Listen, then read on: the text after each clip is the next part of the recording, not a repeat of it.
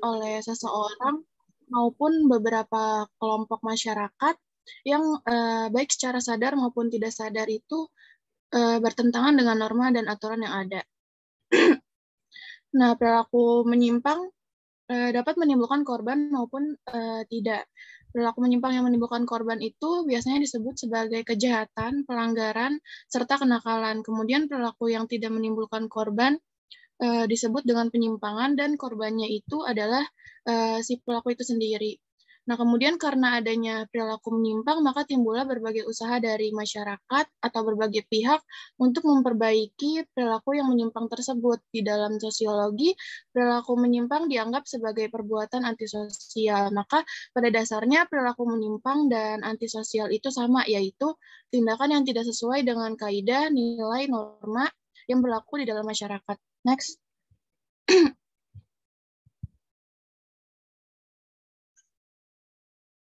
Bisa di next. Sebelumnya. Nah, tindakan perilaku menyimpang dan perbuatan antisosial ini dapat diatasi dengan pengendalian sosial. Pengendalian sosial merupakan suatu perbuatan yang dilakukan untuk mengatasi penyimpangan sosial dan perbuatan antisosial. Nah, pengendalian sosial ini dapat berupa reaksi represif dan preventif, baik secara formal maupun informal.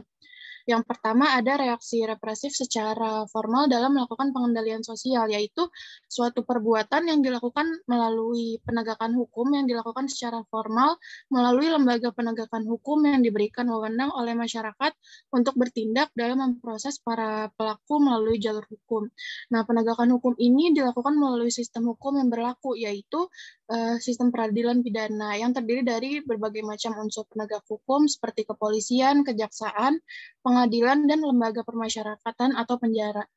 Nah, kemudian yang kedua ada reaksi represif informal dalam melakukan pengendalian sosial, yaitu perbuatan yang dilakukan melalui usaha-usaha pencegahan secara swakarsa oleh masyarakat. Nah, usaha-usaha tersebut dapat berbentuk pengadaan sistem keamanan lingkungan atau siskamling, penggunaan teralis besi pada jendela dan pintu rumah, pemasangan portal di setiap ujung jalan, pemasangan CCTV di dalam lingkungan pemukiman atau perkantoran, pemberian lampu di setiap perempatan jalan, dan lain-lain. Nah, hal-hal tersebut bertujuan untuk mencegah adanya perilaku menyimpang dan perbuatan antisosial.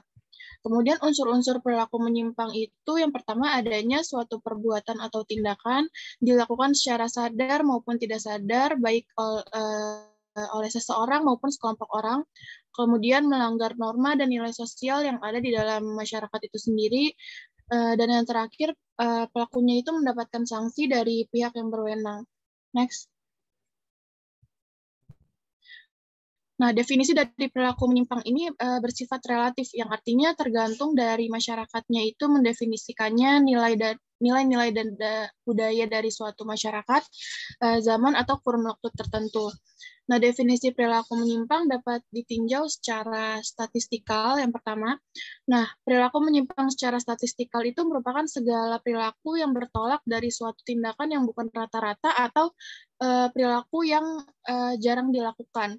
Yang kedua, absolut dan mutlak. Perilaku menyimpang secara absolut ini berasal dari kaum absolutis, di mana pengertian ini berangkat dari aturan-aturan sosial dan dianggap sebagai sesuatu yang mutlak, jelas, nyata, sudah ada sejak dulu, serta berlaku tanpa terkecuali untuk seluruh masyarakatnya. Nah, kelompok absolutis ini menganggap bahwa aturan-aturan dasar dari suatu masyarakat adalah adalah jelas, sehingga anggota masyarakatnya itu wajib untuk menyetujui tentang apa yang disebut dengan perbuatan yang menyimpang dan perbuatan yang tidak menyimpang.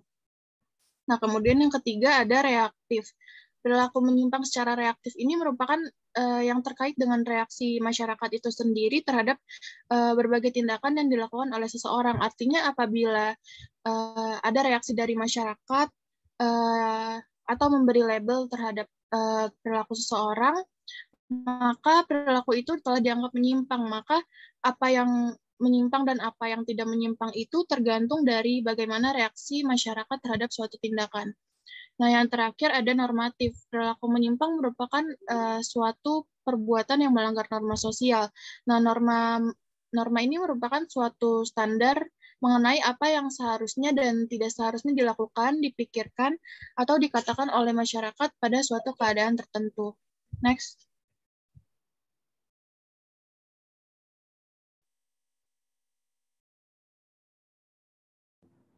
Oke, selanjutnya di dalam sosiologi perilaku menyimpang itu ada ruang lingkup dan objek di dalamnya. Nah, ruang lingkup perilaku menyimpang berada pada aspek yang berkaitan dengan norma, nilai, serta aturan yang diakui oleh masyarakat. Nah, norma itu sendiri kan merupakan nilai-nilai sosial yang berisi tentang perintah dan juga larangan.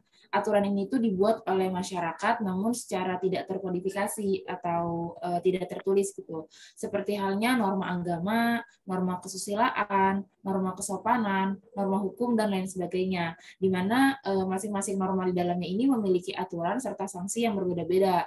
Sedangkan peraturan itu merupakan aturan yang dibuat oleh pihak atau lembaga yang berwenang, namun secara terkodifikasi atau tertulis. Nah, peraturan ini tuh harus dipatuhi oleh seluruh masyarakat.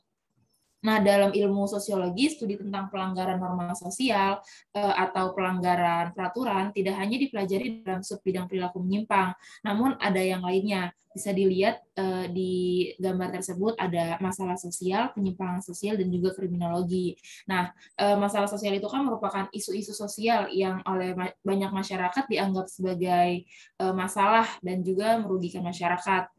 Di mana di dalam masalah sosial ini ada penyimpangan dan juga kriminologi.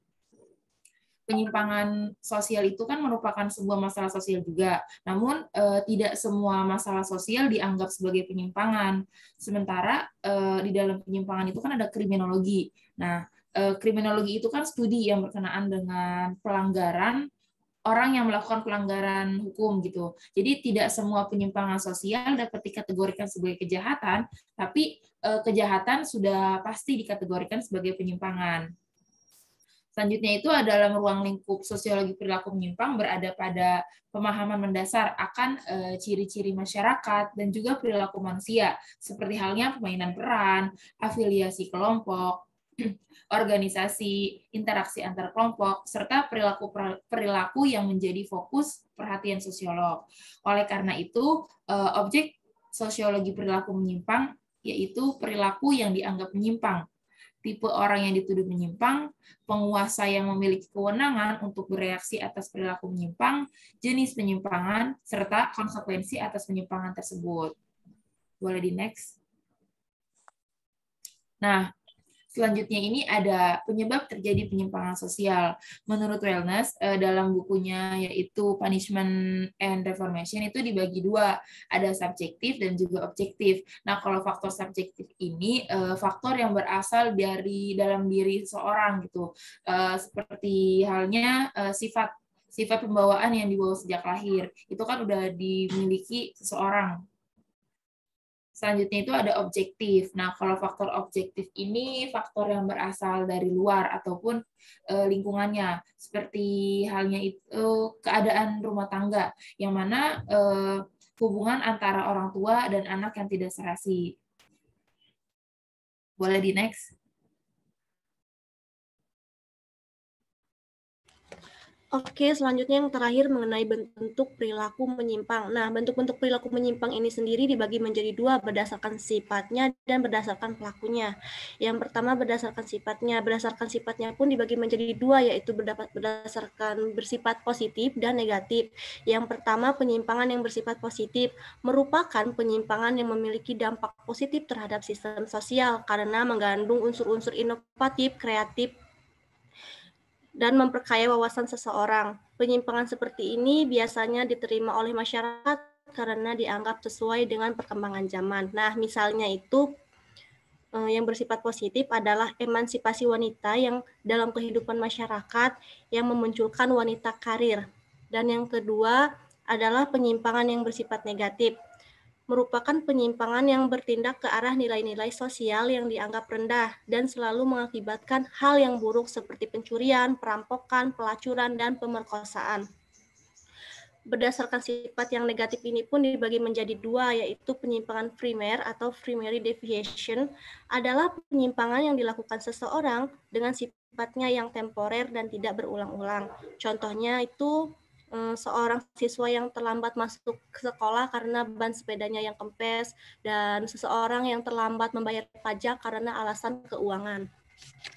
Kemudian yang kedua adalah penyimpangan sekunder atau secondary deviation, merupakan perilaku menyimpang yang nyata dan sering kali terjadi sehingga berakibat cukup parah serta mengganggu orang lain.